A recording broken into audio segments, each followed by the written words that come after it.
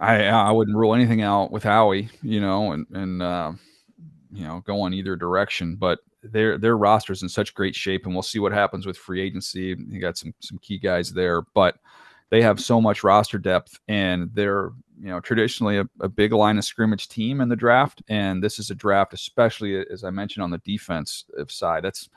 There's depth and quality there. So they could, if somebody wants to jump up, I could easily see them sliding back and trying to get some more shots at it here on day two. I think there's a lot of value in day two in this year's draft class.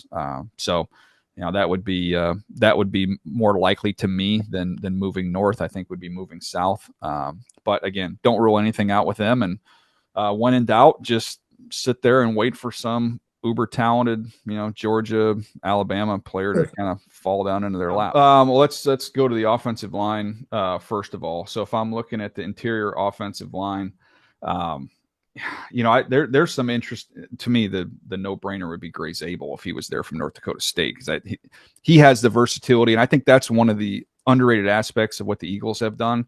Everybody talks about how big they are and physical and all that stuff, but look at the number of guys on that offensive line that have cross-trained at different positions. You mentioned Becton coming in from a tackle to a guard. Landon Dickerson can play any of those spots inside. Juergens played guard, plays center.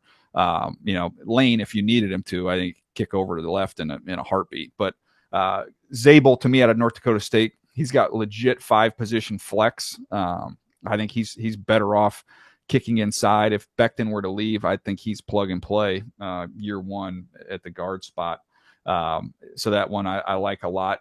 Miles Frazier outside that, when you get into day two from LSU, he's got size over 6'5". He's 324 pounds. I just think he knows how to play. He's played some outside as well, but he's definitely going to be a guard. But he's got some power, some torque, and some turn to him. So that one would definitely be a match there. And then when you look at linebackers, it's not a great off the ball linebacker year. Howie's not going to take a linebacker in the first round, but if somehow Jihad Campbell were to get there, I can't imagine he would. But that is he's a rangy, versatile, athletic dude who can play off the ball, he can play on the ball, he can run like crazy.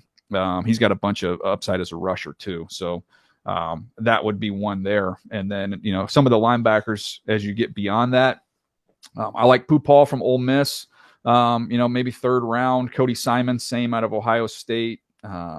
Jeffrey Bassa, Oregon. Barrett Carter, Clemson. Like that group of guys to me is kind of in that third round range. Yeah, there's definitely tight ends. The three that I would have in that mix: Mason Taylor from LSU would be a home run pick, who's just a real steady, reliable, dependable guy who jumped on the scene with the game winner against Bama his freshman year. He's obviously, it's a football family with Jason Taylor there, but he's an impressive kid who had a great Senior Bowl. So I don't know how far into the second round he would make it, but he's in that range. Elijah Arroyo from Miami, another one who had a great Senior Bowl week, who can really, really run.